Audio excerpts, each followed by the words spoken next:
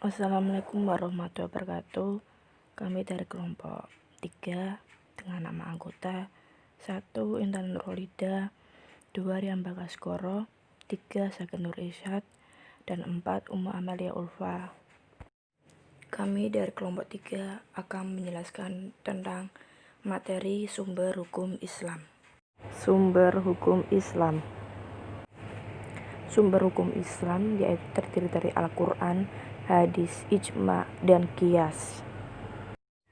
Al-Quran adalah kitab suci umat Islam berisi firman Allah SWT yang diturunkan pada Nabi Muhammad SAW secara berangsur-angsur untuk menyempurnakan kitab-kitab sebelumnya. Al-Quran berisi tentang 6 hal pokok untuk menjadi panduan hidup umat Islam, yaitu akidah atau mempercayai Allah SWT. Quran Surat Al-Ikhlas ayat 1-4. Syarat baik ibadah maupun muamalah. A. Ibadah kepada Allah SWT atau Quran Surat Al-Baqarah ayat 43. B. Muamalah, yaitu syariat mengatur hubungan antar manusia. Quran Surat Al-Jumu'ah ayat 9. Benih atau prinsip ilmu pengetahuan. Quran Surat Ar-Rahman ayat 33. Tarik atau kisah umat Islam yang sebelumnya. Quran Surat At-Toha ayat 99. Berita tentang zaman yang akan datang atau kehidupan akhirat, yaitu Quran Surat Ali Imran ayat 18. Akhlak atau tingkah laku. Quran Surat Al-Isra ayat 37. Sejarah Al-Quran. Al-Quran diturunkan oleh Allah SWT kepada Nabi Muhammad SAW melalui malaikat Jibril. Wahyu yang pertama kali diturunkan pada saat Nabi Muhammad berada di Gua Hira pada tanggal 17 Ramadan 1440 Hijriah, yaitu surat Al-Alaq ayat 1-5. Setelah itu, wahyu-wahyu Allah SWT diturunkan secara berangsur-angsur selama kurang lebih 23 tahun. Allah SWT menurunkan secara berangsur-angsur agar sesuai kondisi umat Islam pada saat itu. Ada juga ayat Al-Quran yang diturunkan tanpa ada latar belakang atau peristiwa tertentu. Cara memahami Al-Quran. 1. Kajian hadis setema. Menafsirkan ayat dengan hadis sahih. Dengan demikian, Al-Quran membutuhkan hadis untuk menjadi penguat dan penjelas. 2. Munasabah dan kajian tematik. Memahami dengan melihat keterikatan antara kata dengan kata, ayat dengan ayat, bahkan surat dalam Al-Quran. 3. Asbah al-nusul. Memahami latar belakang peristiwa atau sebab-sebab yang terjadi pada saat ayat tersebut diturunkan. 4. Alasan Al-Quran menggunakan bahasa Arab karena kekayaan bahasa Arab itu sendiri, ragam kata yang memiliki konteks berbeda. Hadis.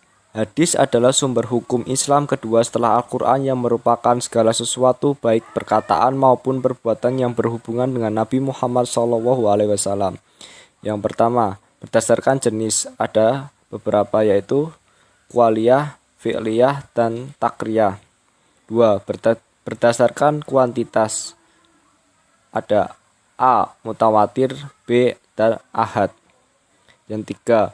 Berdasarkan kualitas, ada A. Sahih, B. Hasan, dan C. Daif.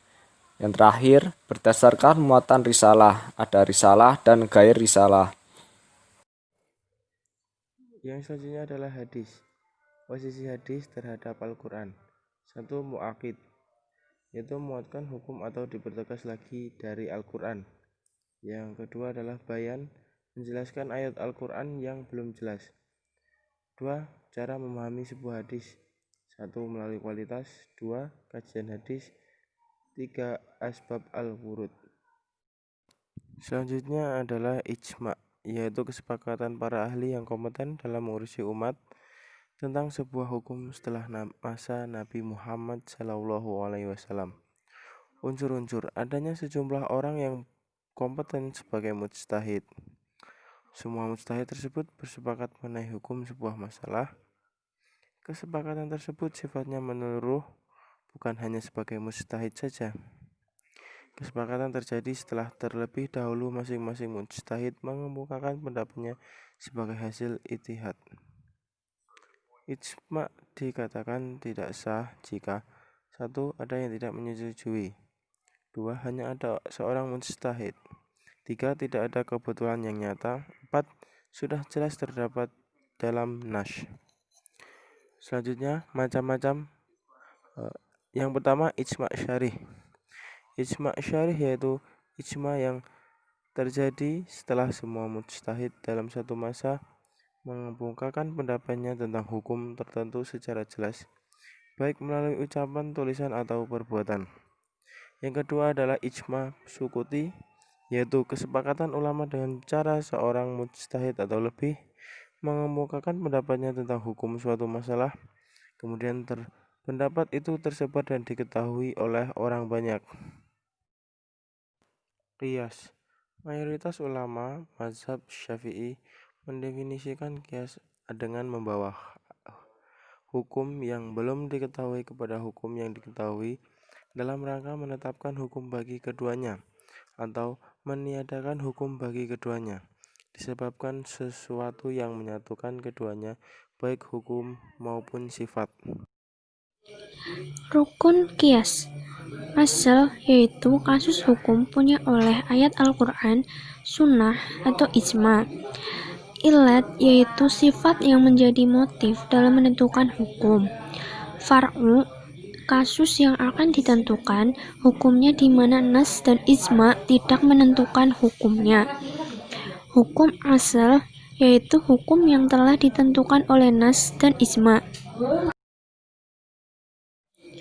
Kehujahan qiyas. Kelompok pertama diwakili oleh jumhur ulama yang setuju bahwa qiyas dapat dijadikan hujjah atau dalil dalam menetapkan hukum syara'. Kelompok kedua diwakili oleh ulama Zahiriyah, Syiah, An-Nazm dari Mu'tazilah, dan Imam Asy-Syaukani atau ahli usul fikih. Kelompok kedua ini menolak qiyas sebagai hujjah dan dalil dalam menetapkan hukum syara'. Sekian dari kami dari kelompok 3. Bila ada kekurangan atau tutur kata yang salah, terima kasih. Wassalamualaikum warahmatullahi wabarakatuh.